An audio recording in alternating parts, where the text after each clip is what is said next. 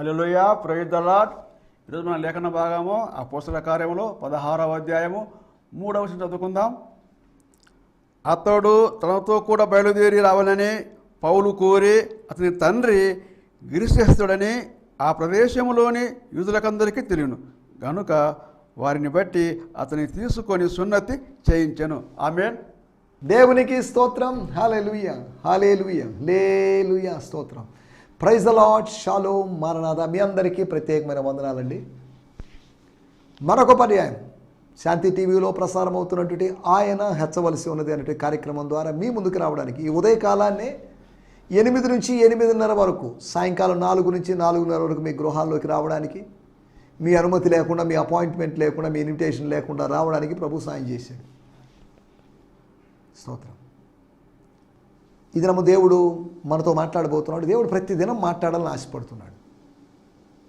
దేవుడు మాట్లాడతాడు. దేవుడు విస్పర్ చేస్తాడు. అనగా మన ఆత్మలోకి గుసగుస లాంటి శబ్దాన్ని ఆయన వినిపించగలడు. అనగా మనతో ఒక స్నేహితుడితో మాట్లాడగలడు. ఒక దాసునితో మాట్లాడగలడు. ఆయన మనతో మాట్లాడతాడు. మాట్లాడేటది దేవుడు. బొమ్మ కాదు, రాయి కాదు, చెట్టు కాదు, విగ్రహం కాదు. ఆయన ఆత్మస్వరూపి అయిన దేవుడు. He will speak with us. He spoke with many people. ఈ 7,000 లేదా 10,000 సంవత్సరాల ఈ మానవ చరిత్రలో, ఇప్పటి వరకు జరిగిన మానవ చరిత్రలో అనేక వేల మందితో, లక్ష మందితో ప్రభు మాట్లాడాడు. దేవుడు మాట్లాడడు అని బైబిల్ చెప్పడం లేదు. దేవుడు మాట్లాడతాడు అని చెప్తుంది. దేవుడు మాట్లాడతాడు అనడానికి బైబిల్లో బోల్డ్ ఉదాహరణలు ఉన్నాయి. స్తోత్రం. హల్లెలూయా. దేవుడు ఆదాముతో మాట్లాడాడు. దేవుడు అబ్రహాముతో మాట్లాడాడు. నోవహుతో మాట్లాడాడు. ఇలా దేవుడు తన ప్రజలతో మాట్లాడుతూనే ఉన్నాడు. తర్వాత తనకు బదులుగా ధర్మశాస్త్రం ఇచ్చాడు, వాక్యం ఇచ్చాడు. వాక్యం ద్వారా మాట్లాడుతున్నాడు.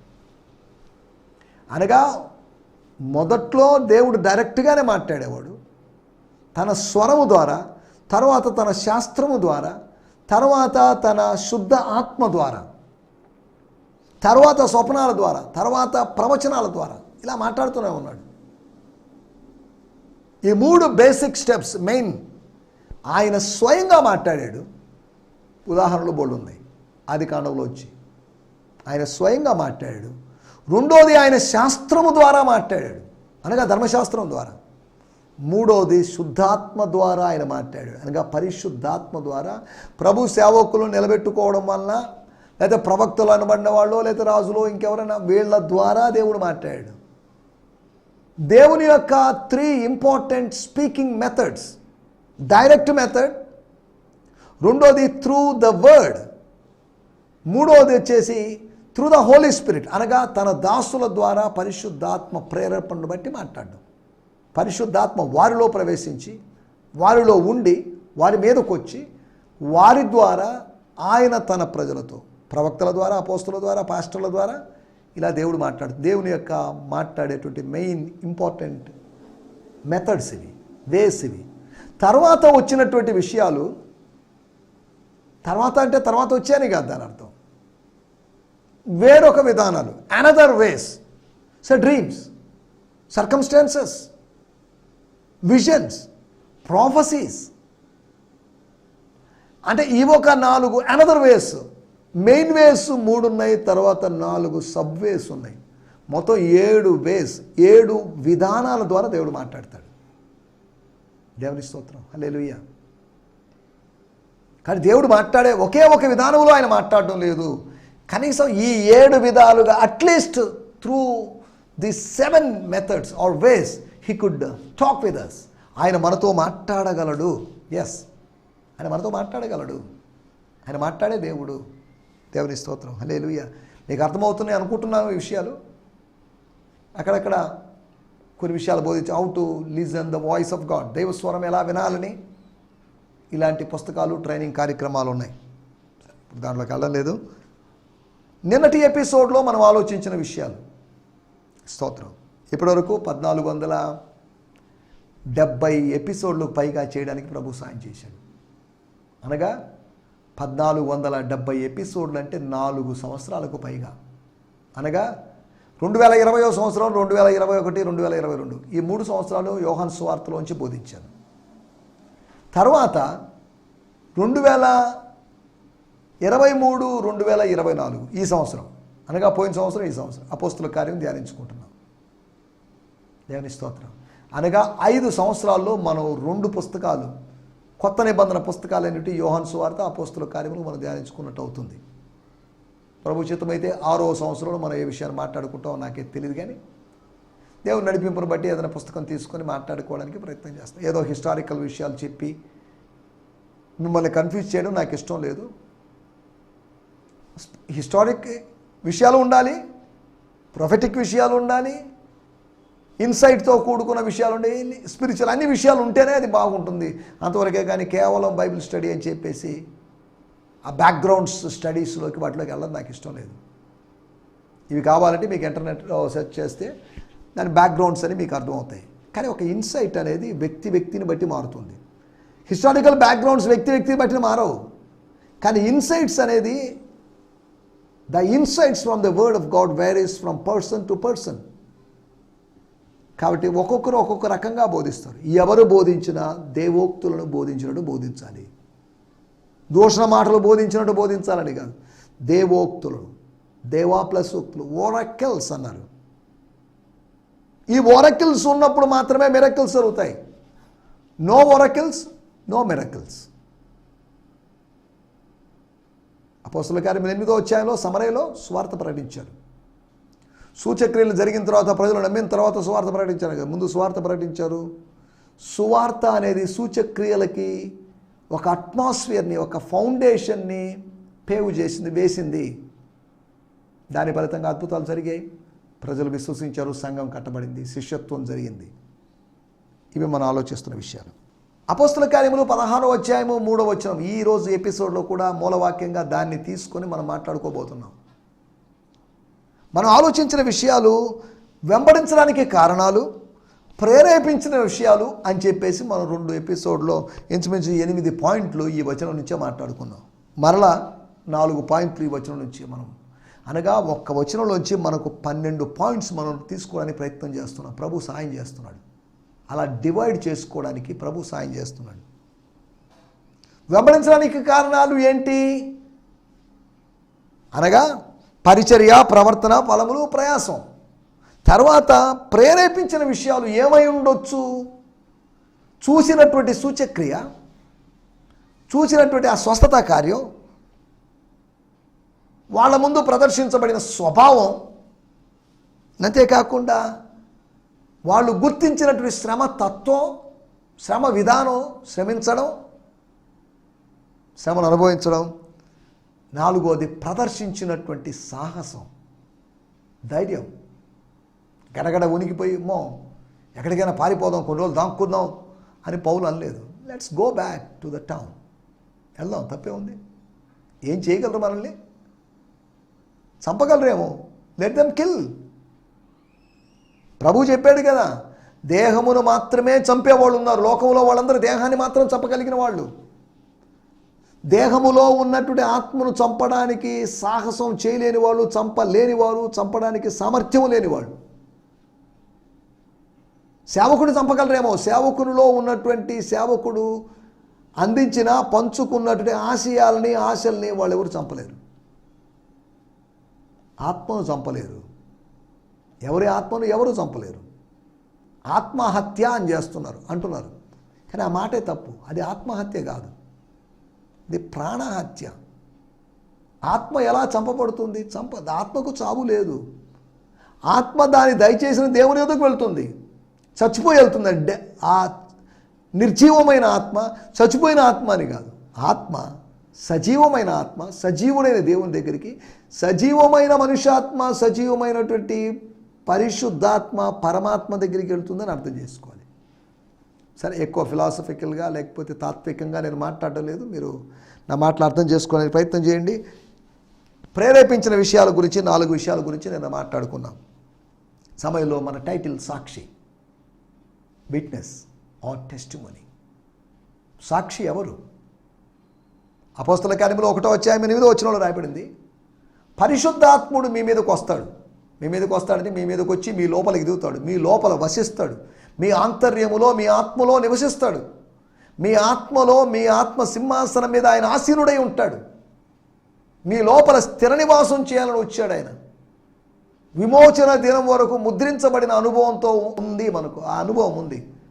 Ceiling of the holy spirit అనగా పరిశుద్ధాత్మ బాప్తిజం పొందినప్పుడు నా తండ్రి చేసినట్టు వాగ్దానము, యేసు యొక్క తండ్రి అయినటువంటి యెహోవా దేవుడు, తండ్రి అయిన దేవుడు చేసినటువంటి తిత్వంలో ఒక వ్యక్తి చేసినటువంటి వాగ్దానాన్ని మీరు అనుభవించినప్పుడు, పొందుకున్నప్పుడు, దాన్ని పొసెస్ చేసినప్పుడు, దాన్ని స్వాస్థ్యంగా కలిగి ఉన్నప్పుడు, అప్పుడు జరిగిన విషయం వాళ్ళు సాక్షులయ్యారు.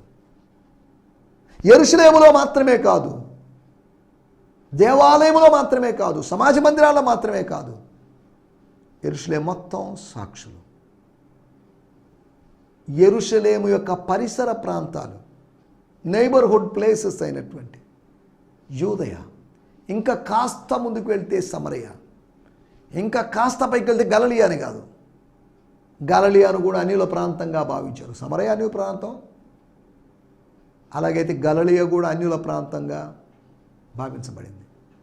ఇక ఇవి రెండు దాటుకొని, లేకపోతే ఈ 3 దాటుకొని వెళితే ఏదైనా సిరియా దేశమైనా ఇంకా ఏ దేశానికైనా వెళ్ళినా కానీ అవన్నీ అన్ని దేశాలుగా, తూర్పు దేశాలు ఇవన్నీ అన్ని దేశాలుగా భావించబడ్డాయి. ఎందుకు చెప్తానంటే వీటిలో మీరు సాక్షిగా, స్థానిక సాక్షులుగా ఉన్నటువంటి మీరు సార్వత్రిక సాక్షులు అవుతారు. As you were local witnesses, you would become a global witnesses when the spirit of God comes upon you. దేవుని ఆత్మ మీ మీదకి వచ్చినప్పుడు, అంటే దేవుని ఆత్మ మీ మీదకి పోయబడినప్పుడు, దేవుని ఆత్మ మీ మీదకి కుమరించబడినప్పుడు, దేవుని ఆత్మ మీ ఆత్మలోకి ఆయన పరలోకం నుంచి ఒలకబోసినప్పుడు, లేకపోతే పోసినప్పుడు, అప్పుడు మీరు సాక్షులు అవుతారు. సాధారణమైన వాళ్ళని సాక్షులుగా చేసేటువంటి శక్తి స్వర్గానికి ఉంది. స్వర్గములో నుంచి పంపబడినటువంటి సృష్టికర్త ఆత్మ ఫలితంగా సాహసించి సాక్షులుగా మారగలం, హతసాక్షులుగా మారగలం. మామూలు సాక్షులు కాదు, మార్టీర్స్, హతసాక్షులు. ఊరి మేము చూసాం విన్నామని చెప్పేటువంటి అబద్ధ సాక్షులు లాంటి వాళ్ళు కాదు. నేను చెప్పిన దానికోసం I'm ready to die for the thing that I shared, I'm ready to die for the gospel, I'm ready to die. హతసాక్ష్యపు అనుభవం, రక్తాన్ని చిందించేటువంటి సాక్షి అనుభవం. దేవుని స్తోత్రం. సాక్షుల గురించి మనం మాట్లాడుకుందాం రండి. ఈ సమయంలో అపోస్తల కార్యములు 16వ అధ్యాయము 3వ వచనం.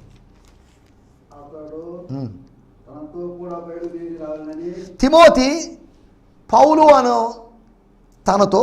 పౌలు అనే వ్యక్తితో పౌలు శీలలు కలిసి ఉన్నారు కనుక వాళ్ళతో కూడా బయలుదేరాలి. అనగా లుస్త్రాను వదిలిపెట్టి తాము ఏ ప్రదేశాలకు వెళ్తామో తెలియదు, దేవుని నడిపింపుని బట్టి ఎక్కడెక్కడికి వెళ్తాం, మరలా యెరూషలేము లేదా ఈ ప్రాంతాల మీదకి వస్తామో, వేరొక విధానం వస్తామో, యెరూషలేము వెళ్ళి సబ్మిట్ చేసేంతవరకు, రిపోర్ట్ సబ్మిట్ చేసేంతవరకు, యెరూషలేముకి వెళ్ళి మేము జరిగిందంతా చెప్పేంతవరకు ఈ మిషనరీ జర్నీలో, only for this machinery journey అని కాదు, ఒకవేళ third machinery journey, fourth machinery journey ఉంటే, అనగా ఇక మీదట నాతో ఉండాలి. ఒకవేళ పౌలుని ఇక్కడ ఏలియా అనుకుంటే, ఇక్కడ తిమోతిని ఎలీషా అనుకోవచ్చు. తన పనిలో ఉన్న తిమోతిని, తన వ్యక్తిగతమైన పనుల్లో ఉన్నట్టు తిమోతిని తనతో కూడా బయలుదేరి రావాలని పౌలు కోరాడు. బాగానే ఉంది, కోరిక మంచిదే, కోరికలో తప్పేం లేదు. తనకు ఒక కుమారుడు లేనట్టున్నాడు, అందుకనే యూనికే అనేటువంటి ఆమె యొక్క యూదురాలైనటువంటి ఆమె మరియు గ్రీసు దేశస్తున్నటువంటి వాళ్ళ కుమారుణ్ణి సేవకు పనికి వస్తాడు, ఫిట్ అవుతాడు. ఇతన్ని బైబిల్ ట్రైనింగ్కి పంపిద్దామనో లేదా అపోస్తుల దగ్గరికి పంపిద్దామనో కాకుండా ఇతన్ని నాతో పాటు తిప్పుకోవాలి. నాతో పాటు తిప్పుకుంటే అదే మినిస్ట్రీ. నాతో పాటు తిరిగితే అతను నేర్చుకోగలడు. సేవకులతో, సీనియర్ సేవకులతో ఉండగలిగితే బైబిల్ స్కూల్లో ఉండగలిగిన దానికన్నా ప్రయోజనం దానివల్ల జరుగుతుంది. బైబిల్ స్కూల్స్కి వెళ్ళి కాస్త బుక్కిష్ నాలెడ్జ్ వచ్చి ఆది కాండము ఎన్ని అధ్యాయాలు, నిర్గమకాండం ఎన్ని అధ్యాయాలు, బైబిల్ మొత్తం ఎన్ని పుస్తకాలు, బైబిల్లో ఆ విభజన ఏంటి, ఈ విభజన ఏంటి, ప్రవచనాత్మకమైన పుస్తకాలు ఏంటి, పద్య భాగాలు ఏంటి, ఇటువంటి విభజన తెలిసి ఉండొచ్చేమో. కానీ ఆత్మ సంబంధమైన వివరణ ఇవ్వడానికి ఒక సేవకుని దగ్గర ఒక విశ్వాసి లేకపోతే ఒక సేవకుడు పిలుపు కలిగిన వాడు యవనస్తుడు ఉండగలిగితే వాడు షైన్ అవుతాడు. తెలంగాణలో ఉన్నటువంటి గిడియోన్ ఫెలోషిప్ ఇంటర్నేషనల్ అనేటువంటి మా సహవాసంలో ఉన్నటువంటి మంచి దేవజనుడు, సీనియర్ దేవజనులు అయినటువంటి పేతురయ్య గారు, పల్లెపోగు పేతురయ్య గారు, వాళ్ళ కుమారుణ్ణి వంశీ అనేటువంటి ఆయన్ని 2 సంవత్సరాలు మీతో ఉంచుకోండి సార్, ట్రైనింగ్ ఇచ్చి పంపించండి, చక్కగా శిక్షణ ఇచ్చి పంపించండి, ఆయన చెప్పారు మంచి సేవకుడిగా తయారు చేయండి అనేటువంటి విషయాన్ని తెలియజేశాను. ఇంతకుముందు కూడా నా దగ్గర చాలామంది యవనస్తులు ఉన్నారు.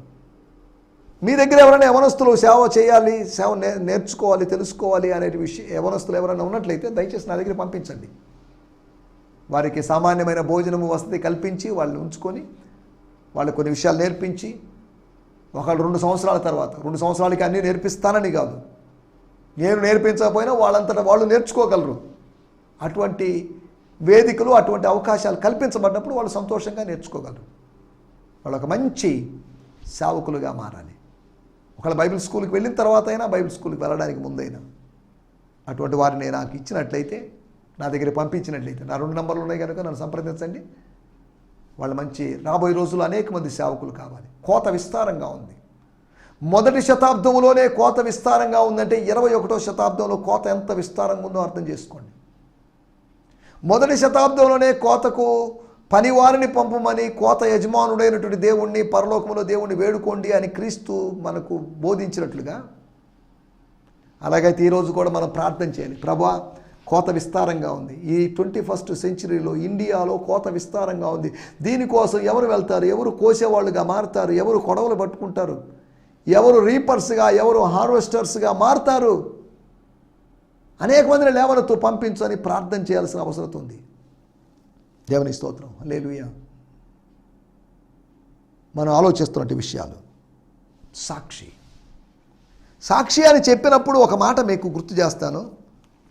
స్తోత్రం. అపోస్తుల కార్యములు 7వ అధ్యాయములో స్టెఫను చంపబడ్డప్పుడు అక్కడ జరిగిన విషయాలు 58వ వచనంలో, 7వ అధ్యాయము 58వ వచనంలో, పట్టణపు వెలుపటికి అతన్ని వెళ్ళగొట్టి రాళ్ళు రువి చంపిరి, స్టెఫన్ని చంపేశారు. సాక్షులు సౌలు అను యవ్వనుని పాదముల యొద్ద తమ వస్త్రములు పెట్టింది. He was the witness. Paul అనేటువంటి ఆయన విట్నెస్. 9వ అధ్యాయంలో ఆయన మారాడు.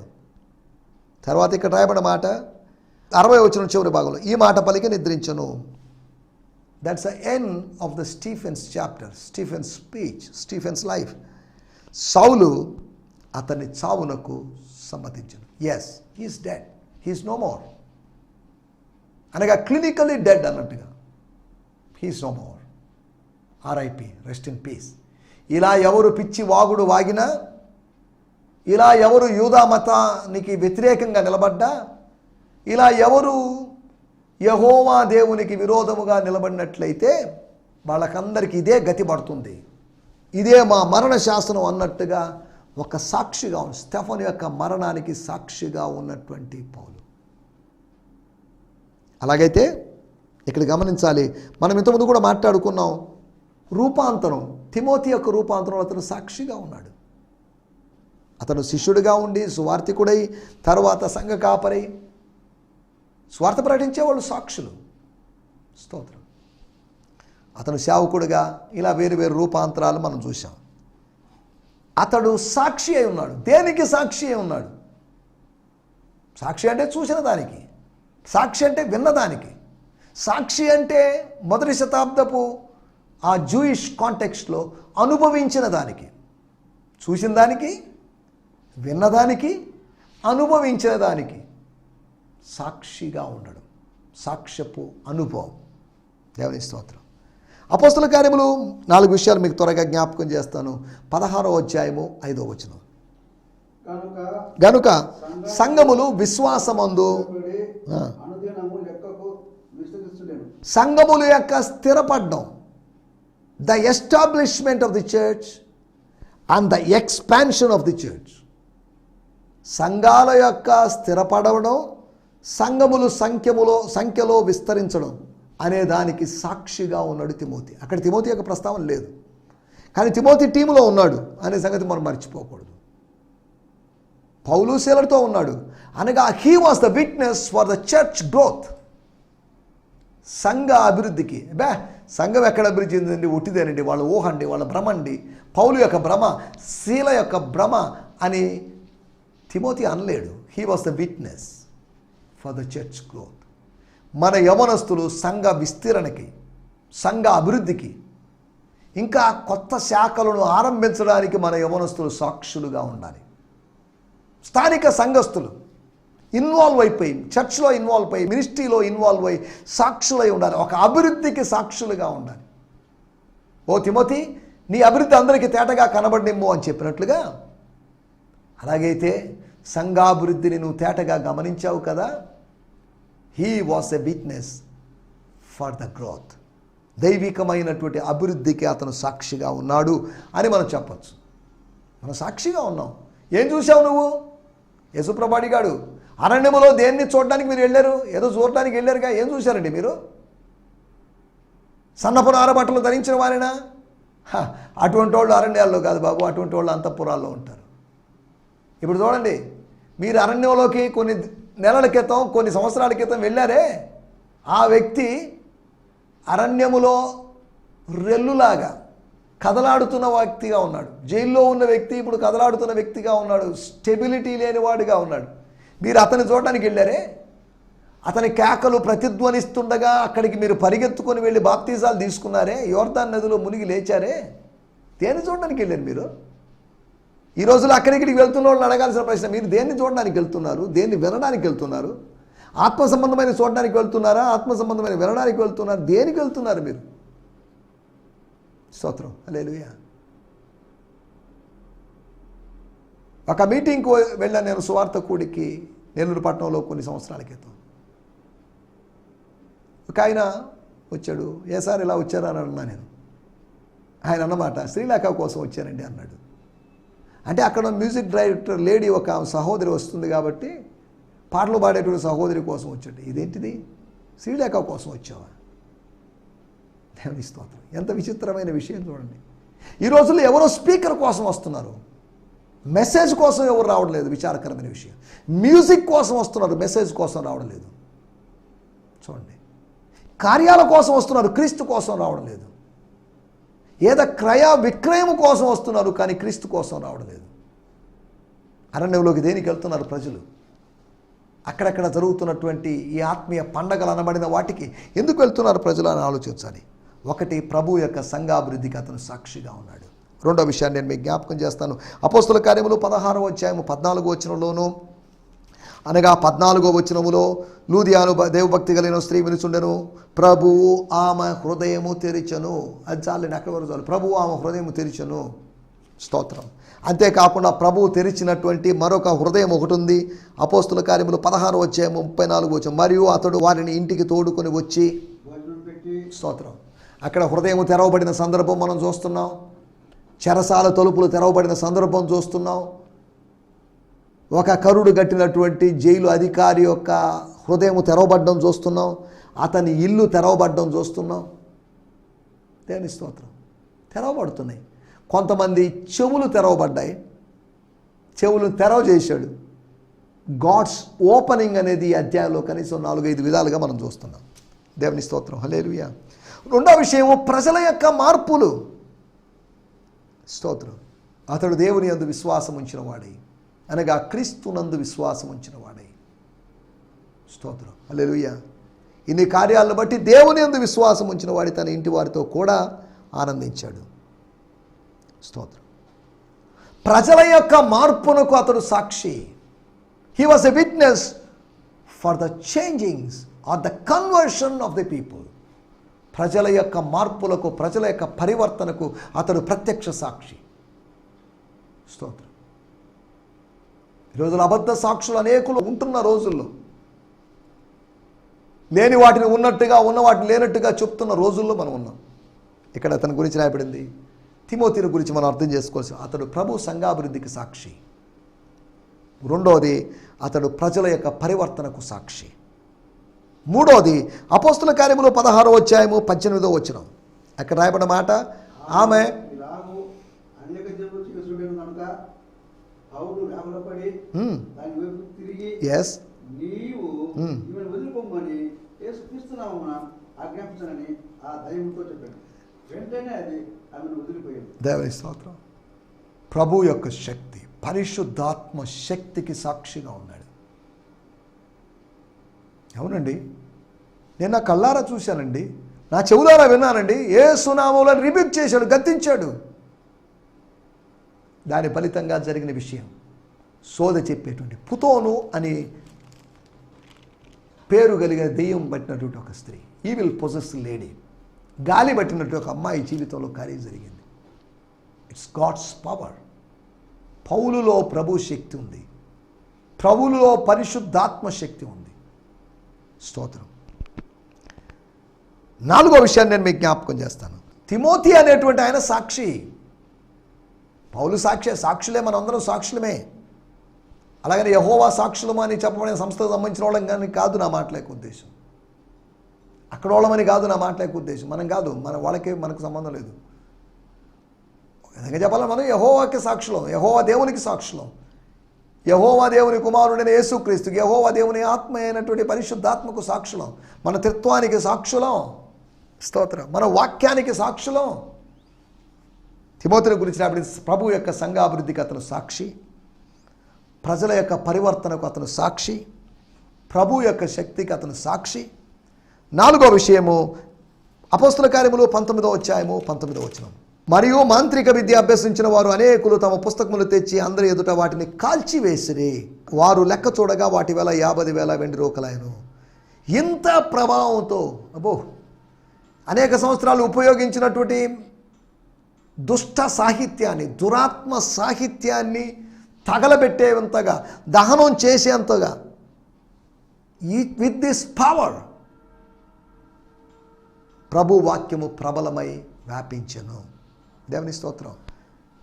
ఇక ఈ మాట చెప్పినప్పుడు ఒక మాట చెప్పి నేను ముగిస్తాను. ఆది కాండములో 19వ అధ్యాయంలో మనం గమనించినట్లయితే సొదొమ గొమొర్రా యొక్క అది కాలుతున్న పొగ పైకి లేస్తున్నప్పుడు అక్కడ సాక్షిగా అబ్రహాం ఉన్నాడు. ఇక్కడ ఈ పుస్తకాలు తగలబడిపోతున్నప్పుడు, దహనం అయిపోతున్నప్పుడు, దాని పొగ లేస్తున్నప్పుడు అక్కడ సాక్షిగా ఒక వ్యక్తి ఉన్నాడు. దహించబడినటువంటి దుష్ట సాహిత్యానికి సాక్షిగా తిమోతి ఉన్నాడు. ప్రభు యొక్క ప్రభావానికి సాక్షి అని నేను చెప్పగలను. ప్రభు యొక్క వాక్య ప్రభావానికి సాక్షి. కాబట్టి మనం కూడా తిమోతిలాగా సాక్షులుగా ఉండాలి. ఈ 4 అనుభవాలకి సాక్షులుగా, ప్రభు యొక్క సంఘాభివృద్ధికి, ప్రభు యొక్క ప్రజల యొక్క మార్పుకి, అంతేకాకుండా ప్రభు యొక్క శక్తి, పరిశుద్ధాత్మ యొక్క శక్తికి సాక్షులుగాను, ప్రభు యొక్క వాక్య ప్రభావానికి సాక్షులుగా ఉండడానికి ప్రభు మనకు సహాయం చేయనుగాక. ఆమేన్. హల్లెలూయా. హల్లెలూయా. ఈ సందేశము మీకు ఆశీర్వాదకరంగా ఉందని నమ్ముచున్నాము. ప్రార్థనా అవసరతల కొరకు మమ్మల్ని సంప్రదించవలసిన మా చిరునామా గిద్యోన్ మిషన్ చర్చ్, 6వ వీధి, శాంతినగర్, నెల్లూరు 4, ఆంధ్రప్రదేశ్. పిన్ 524004. మా ఫోన్ నంబర్లు 7036443613 మరి ఒక నంబర్ 9392293010. మా ఈమెయిల్ ఐడి gfihmi2015@gmail.com. దేవుడు మిమ్మును ఆశీర్వదించునుగాక. ఆమేన్.